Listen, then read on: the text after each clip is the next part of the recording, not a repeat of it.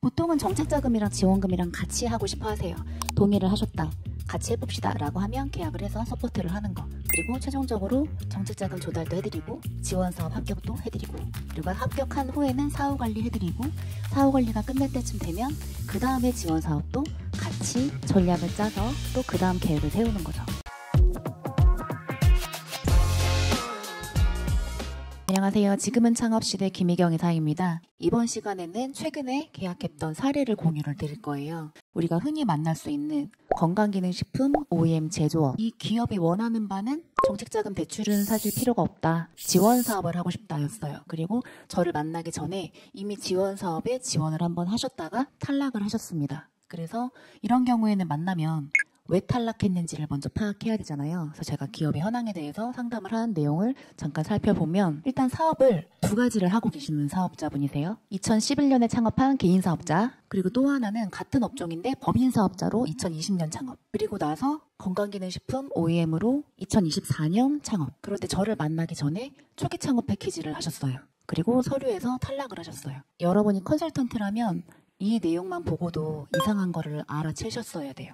뭐가 이상할까요? 지금 개인사업자 2011년에 창업하셨고, 동종 창업으로 2020년에 또 창업을 하셨어요. 그리고 법인사업자는 대표자 100% 지분, 그리고 2024년에 또 법인사업자를 창업을 하셨어요. 그런데 초기 창업 패키지를 25년에 지원을 하셨다가 탈락. 이 대표님은 초기 창업 패키지라는 지원 사업이 창업기업 확인서라는 게 필요하다는 사실을 모르셨고요. 그리고 창업기업 확인서가 나오지 않는다는 사실도 모르시고 초기 창업 패키지를 열심히 쓰시고 지원을 하셨던 케이스예요. 그리고 24년에 세우신 법인사업자는 도소매였습니다. 건강기능식품 OEM이라고 창업을 하셨지만 사업자 등록증에는 도소매만 되어 있었어요. 그러면 24년에 창업했던 이 사업자로는 초기 창업 패키지가 애초에 안 돼요. 창업기업 확인서가 안 나오니까. 그리고 도소매면 또 당연히 안 됩니다. 초기 창업 패키지는 기술 창업에 대한 지원 사업이기 때문에 그래요.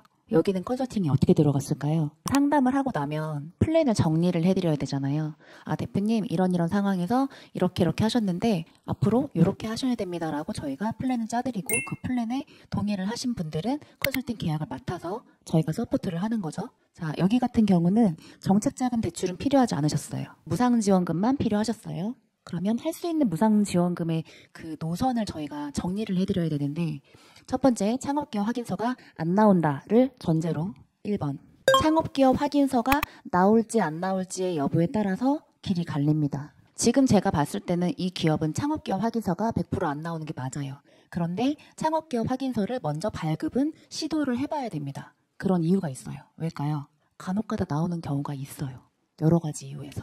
따져봤을 때 사실은 안 나오는 게 맞지만 아주 가끔 담당자의 실수거나 우리가 모르고 있는 세세한 법 규정의 변경에 따라서 소급 적용이 되거나, 이거 100% 안 나오는 거 맞지만 그래도 한번 확인은 해봐야 돼요. 그래서 창업기업 확인서를 발급을 먼저 해보기로 합니다. 말씀을 드렸어요. 여기 안 나온다. 그러나 한번 확인은 해봐야 되니까 접수를 해보겠다. 창업기업 확인서를 뽑으려면 뭐부터 필요하죠? 중소기업 확인서 먼저 있어야 되고, 그 다음에 창업기업 확인서를 신청을 했는데 역시나 나오지 않았어요. 이미 상담할 때 대표님 이거 창업기업 확인서가 안 나옵니다. 대표님은 창업기업 확인서가 안 나오고 도소매였는데 초창패를 하셨기 때문에 당연히 떨어질 수밖에 없는 상황이셨어요 라고 인지를 시켜드렸고, 그래도 마지막 한 번 더 창업기업 확인서를 뽑아봤지만 결국에 나오지 않았습니다. 그래서 저희는 두 번째, 창업기업 확인서가 나오지 않았을 때의 경우에 어떤 지원 사업을 할 수 있는지를 설명을 드렸어요. 우리가 해야 될 일 첫 번째는 사업자 등록증의 업종.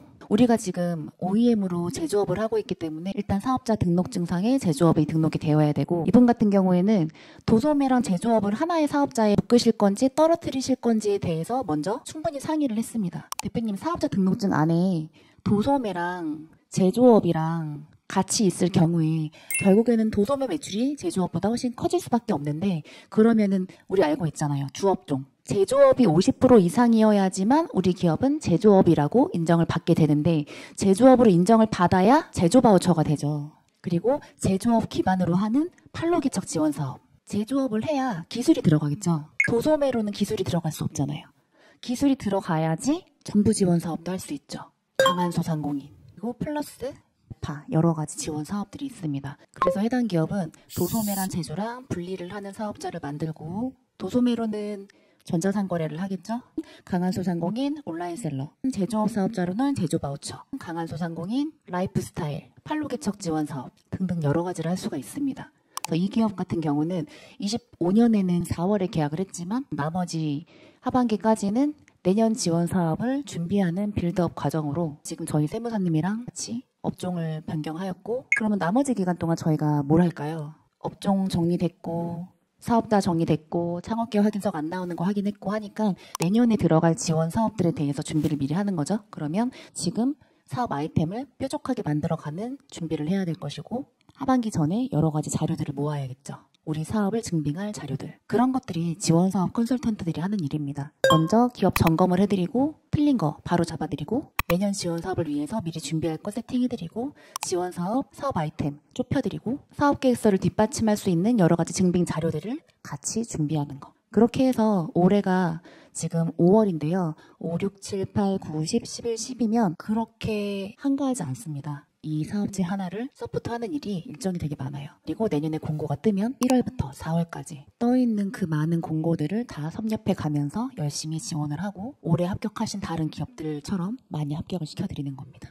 이번 사례는 정책자금은 필요 없고 지원사업만 하고 싶다라는 분의 사례였고요. 보통은 정책자금이랑 지원금이랑 같이 하고 싶어 하세요.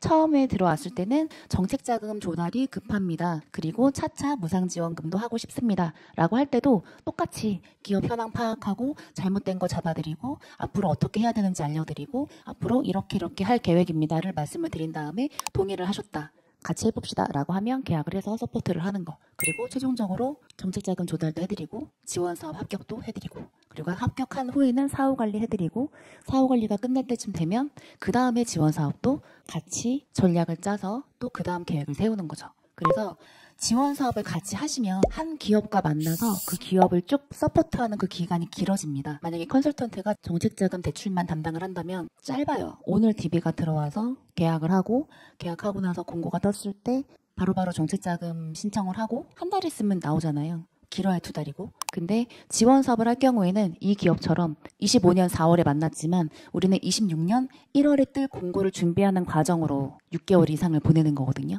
그래서 지원사업 컨설턴트는 계약한 업체의 대표님과도 서로 매너가 맞아야 되고 서로 좋은 사람이어야지 됩니다. 서로 오래오래 봐야 되기 때문에. 오늘은 컨설턴트님들이 실제 현장에서 만날 수 있는 굉장히 흔한 케이스이지만 많은 대표님들께서 실수하시는 좋은 사례를 만나서 이렇게 공유를 드릴 수가 있었습니다. 다음 영상에서 다른 사례로 또 찾아뵙겠습니다. 감사합니다.